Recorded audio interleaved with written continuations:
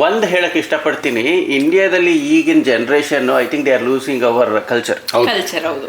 ನಾವು ಇಲ್ಲಿ ಕಷ್ಟಪಟ್ಟು ಬೆಳೆಸ್ತಾ ಇದ್ದೀವಿ. ಈಗ ನಾನು ಕನ್ನಡ ವೈಸ್ ಪ್ರೆಸಿಡೆಂಟ್ ಆಗಿ ಎಲ್ಲಾನು ನಾವು ಪ್ರತಿಯೊಂದನ್ನು ಏನಾದ್ರು ಮಾಡೋಣ ಕನ್ನಡಕ್ಕಾಗಿ ಎಲ್ಲಾನು ಒಂದುಗೂಡ್ಸೋಣ ಅಂತ ಒಂದು ಟ್ರೈ ಮಾಡ್ತೀವಿ. ಇಲ್ಲ ಹಾಕೊಂಡ್ರೆ ಕನ್ನಡ ಮಿತ್ರ ಅಂತ ಒಂದು ಫ್ಲಾಗ್ ಹಾಕೊಂಡು ಟಿ ಶರ್ಟ್ ಹಾಕೊಂಡು ಬಂದ್ಬಿಟ್ಟಿದ್ರು.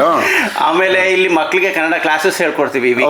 ಅದ್ರ ಬಗ್ಗೆ ಅಂತ ತುಂಬಾ ಮಾತಾಡಿದ್ವಿ. ನಾವು ಎನ್ಕರೇಜ್ ಮಾಡ್ತೀವಿ ಮಕ್ಕಳಿಗೆ ಕನ್ನಡದಲ್ಲಿ ಮಾತಾಡಿ, ಕನ್ನಡ ಕಲ್ತ್ಕೊಳ್ಳಿ ಅಂತ. ಬಟ್ ಈಗ ಜಸ್ಟ್ ಇಂಡಿಯಾದಿಂದ ಬಂದ್ವಿ ನಾವು. ಅಲ್ಲಿ ಎಲ್ಲರೂ ಇಂಗ್ಲೀಷೇ, ಎಲ್ಲಿ ಹೋದ್ರು ಕನ್ನಡ ಮಾಡ್ತಾ ಬಿಟ್ಟಿದ್ದಾರೆ. ಕನ್ನಡ ಆಮೇಲೆ ಹಬ್ಬ ಹರಿದಿನಗಳನ್ನ ಅವರು ಆಚರಿಸೋದು ಬಹಳ ಕಮ್ಮಿ ಈಗ ಇಂಡಿಯಾದಲ್ಲಿ. ನಾವು ಇಲ್ಲಿ ಫ್ಯಾಮಿಲಿ ಗೆಟ್ ಟುಗೆದರ್ ಮಾಡ್ಕೋತೀವಿ, ಊಟ ತಿಂಡಿಗಳನ್ನ ಮಾಡ್ಕೊಂಡು ಎಲ್ಲ ನಾವೇ ಮಾಡ್ಕೋತೀವಿ. ಬಟ್ ಇಂಡಿಯಾದಲ್ಲಿ ದೇವರು ಎಲ್ಲ ಮರ್ತೇ ಬಿಟ್ಟಿದ್ದಾರೆ.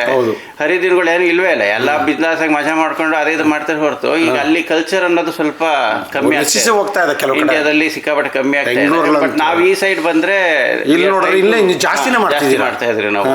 ಸೊ ಅದು mainly important what we are trying to achieve here. ಅಲ್ಲಿ ಇಂಡಿಯಾದಲ್ಲೂ ಮಾಡ್ಬೇಕಂತ ಜಾಸ್ತಿ I think we need to encourage more younger generation. ಪೇರೆಂಟ್ಸಿಗೆ ಬಿಟ್ಟಿದ್ದು. ಬಟ್ ಅಲ್ಲಿ ಆಮೇಲೆ ಈಕ್ವಾಲಿಟಿ ಅನ್ನೋದೊಂದಿಲ್ಲ ಇಂಡಿಯಾದಲ್ಲಿ. ಸೊ ಇಲ್ಲಿ ನಾವು ಯಾರೇ ಆದ್ರೂ ಈಕ್ವಲಿ ವಿ ಟ್ರೀಟ್ ಎವ್ರಿಬಡಿ. ಏನಿಲ್ಲ, ಅಲ್ಲಿ ಶ್ರೀಮಂತರಾಗಿ ಇರ್ತಾರೆ, ಬಡವರಾಗಿ ಇರ್ತಾರೆ. ನಾವಿಲ್ಲಿ ಎಷ್ಟೇ ಶ್ರೀಮಂತರಾಗಿದ್ರು ಮಕ್ಕಳನ್ನ ಈಕ್ವಾಲಿಟಿಲೇ ಬೆಳೆಸ್ಬೇಕು. ಅವರು ಕೆಲಸ ಮಾಡ್ಬೇಕು, ಅವರೇ ಮಾಡ್ಬೇಕು. ಬಟ್ ಅಲ್ಲಿ ಹಂಗಲ್ಲ. ಶ್ರೀಮಂತರ ಮಕ್ಕಳು they start getting expensive cars, expensive phones right from the day one. Correct. So they don't know what is value of the money. So that is what ನಮ್ಮ ಅಪ್ಪ ಮಾಡಿರೋದು ಅಂತ ಮಜಾ ಮಾಡ್ತೀನಿ ಅನ್ನೋ ಥರ ಕಾನ್ಸೆಪ್ಟ್.